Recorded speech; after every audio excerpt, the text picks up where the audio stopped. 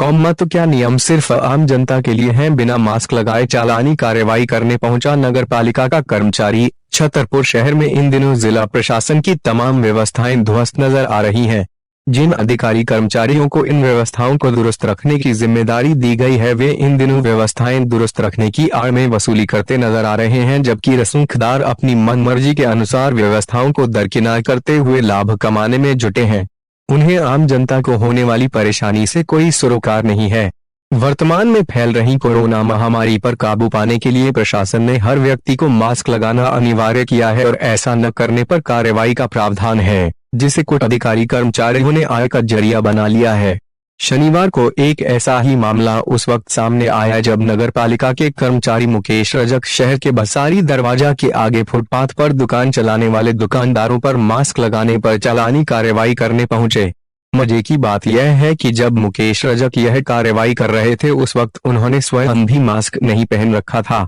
वहीं फुटपाथ दुकानदारों का कहना था कि वे अपनी दुकान पर अकेले बैठे हुए थे, जिस कारण से उन्होंने मास्क नहीं लगाया था। जब भी ग्राहक दुकान पर आते हैं, उस वक्त वे मास्क, सैनिटाइजर तथा सोशल डिस्टेंस का पूरा पालन करते हैं, लेकिन कर्मचारी मुकेश रजक ने उनकी बात सुने बगैर ही उनके 100 से 100 रुपए के चालान काट दिए। वहीं जब कर्मचारी को मीडिया कर्मियों ने अपने कैमरे में कैद करना चाहा, तो वे मुंह छिपाकर अपनी गाड़ी से तुरंत वहां से निकल गए।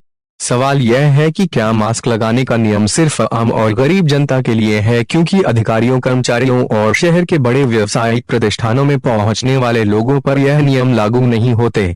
जगह जगह फैला अतिक्रमण, जिम्मेदार मौन। जिला प्रशासन इन दिनों शहर में फैले अतिक्रमण को हटाने की मुहिम भी चला रहा है, लेकिन इस मुहिम के तहत भी सिर्फ फुटपाथ दुकानदार, हाथ ठेला संचालकों और छोटी गुमटी चलाने वालों पर कार्रवाई की जा रही है, जबकि शहर के बड़े व्यावसायिक भवनों के आगे बेतहाशा अतिक्रमण के बावजूद कोई कार्यवाही नहीं हो रही। बीते दिनों छत्रसाल चौराहे के समीप हाथ ठेला संचालित करने वाले दुकानदारों पर प्रशासन ने कार्यवाही की थी, जिसके बाद उनका रोजगार छिन गया है। लेकिन प्रशासन का ध्यान बस स्टैंड के पास संचालित राजेश रेडियो और वही बाजार, HDFC बैंक, बुंदेलखंड गैरेज सहित अन्य बड़े व्यावसायिक भवनों के बाहर फैले अतिक्रमण पर नहीं जा रहा है, जिनके कारण दिन भर हाईवे पर जाम लगता है और आम लोगों को परेशानी होती है। उक्त सभी स्थानों पर तकरीबन 10 फीट आगे तक अतिक्रमण किया गया है, लेकिन फिर भी इन पर प्रशासन की ओर से कार्यवाही नहीं हो रही है। यात्री बसों में भी हो रहा लोगों की जाने से खिलवाड़। शहर से चलने वाली यात्री बसों के संचालक भी लोगों की जान से खिलवाड़ कर रहे हैं। कोरोना महामारी के दौरान बस संचालकों द्वारा न तो गाइडलाइन का पालन किया जा रहा है और न ही क्षमता के अनुसार सवारियां बैठाई जा रही हैं।